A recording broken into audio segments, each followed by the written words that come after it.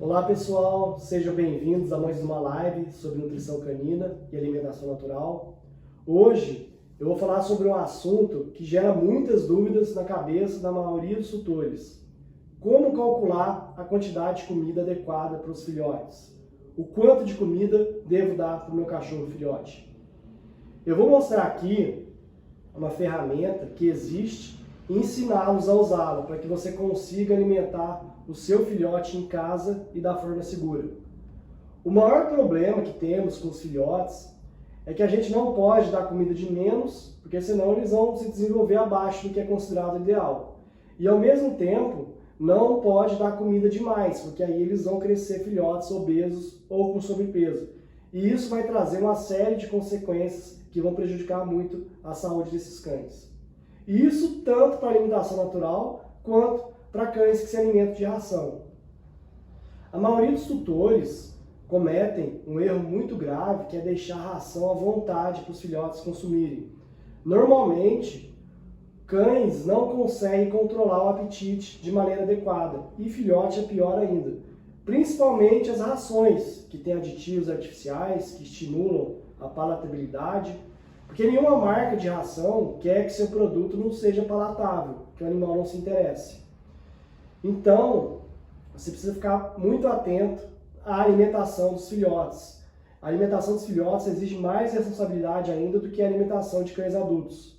Porque em filhotes, se você errar nessa fase, pode comprometer grande parte da vida dele no futuro. Se dermos uma alimentação, mesmo a natural, em excesso para um filhote, pode causar alterações no crescimento dele, e essas alterações podem até serem irreversíveis. Eu explico aos alunos do meu curso que existem diversos fatores que influenciam no cálculo da quantidade de comida diária. Nível de atividade física, o porte do animal, a raça e a idade. Animais idosos precisam de menos alimentos do que animais jovens. Mas apesar de todos esses fatores que eu citei, a gente também tem que levar em consideração o fator individualidade. Mesmo levando em consideração o porte, o nível de atividade física e a idade, a gente tem que ajustar com a individualidade de cada um. Cada organismo reage diferente.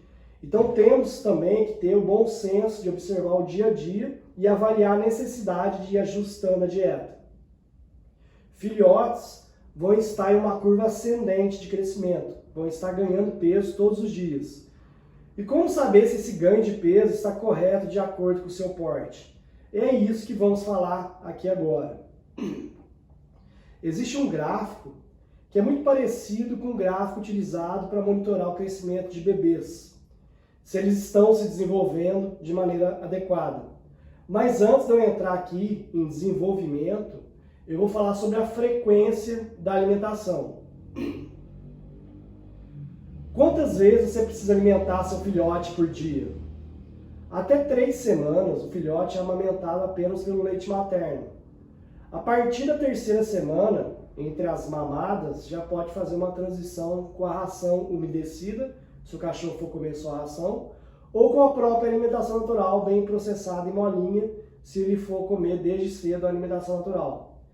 Mas esse período de tempo, eu não vou entrar em detalhes, porque eu vou considerar que o filhote, com essa idade, ainda estará sob os cuidados do criador.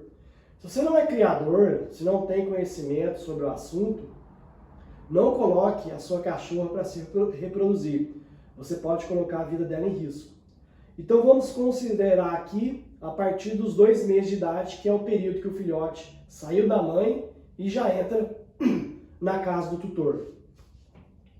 Então, de 2 a 4 meses de vida, esse animal precisa ser alimentado com uma frequência maior, pelo menos 4 vezes no dia. Nessa fase inicial da vida, os cães possuem um metabolismo muito acelerado, consomem muita energia. Com isso, eles precisam ingerir uma quantidade de alimento proporcionalmente maior em relação ao peso deles, se comparado com os cães mais velhos. Mas acontece que eles não vão conseguir comer em uma única refeição, ou nem mesmo em 2, a quantidade de nutrientes e de energia que eles precisam para poder sustentar todo aquele desenvolvimento que está acontecendo no organismo deles. Então esse animal de 2 a 4 meses, mais ou menos, você vai alimentá-lo 4 vezes ao dia e dividir essas 4 refeições entre as 16 horas que você fica acordado. Ou seja, vai dar uma refeição a cada 4 horas. Por exemplo, você dá a primeira refeição às 8 da manhã, a segunda ao meio-dia, a terceira às 4 da tarde e a última às 8 da noite. Vai dando as refeições de 4 em 4 horas dentro desse período que você fica acordado. Os filhotes, eles têm uma demanda energética muito maior e também corre o risco de ter uma hipoglicemia muito mais fácil. Portanto, eles não podem passar por longos períodos em jejum. Agora, a partir dos 4 ou a partir dos 6 meses, você já pode diminuir essa frequência para 2 refeições ao dia, que já é a frequência que a maioria dos cães são alimentados na vida. E por que varia tanto a partir dos 4 ou a partir dos 6 meses? Porque vai depender do porte do seu cachorro. Raças de grande porte, principalmente gigantes, eles se desenvolvem de uma forma mais lenta, então eles vão ser filhotes por mais tempo. Já animais de porte menor, um cachorrinho até 2, 3 quilos, por exemplo, com 7, 8 meses ele já é praticamente um animal adulto. Enquanto que um pastor alemão que vai passar de 40 quilos quando adulto, é com 1 ano e meio, 2 anos que ele vai se tornar um animal adulto. Então demora muito mais para esses animais de porte maior atingir sua maturidade e se tornar um animal adulto. Então, se o seu cachorro é de pequeno porte, com 4 meses já pode passar para 2 refeições no dia. Agora, se é cão de grande porte, apenas com 6 meses você já vai passar para 2 refeições por dia.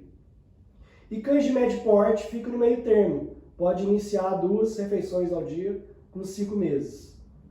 Mas antes de passar direto de 4 refeições para 2, faça uma transição de alguns dias com 3 refeições para depois passar para 2. Lembrando que todas essas minhas orientações que eu estou passando aqui são gerais. Você precisa adequar e adaptar a individualidade do seu cachorro. E como saber se eles estão crescendo de forma adequada?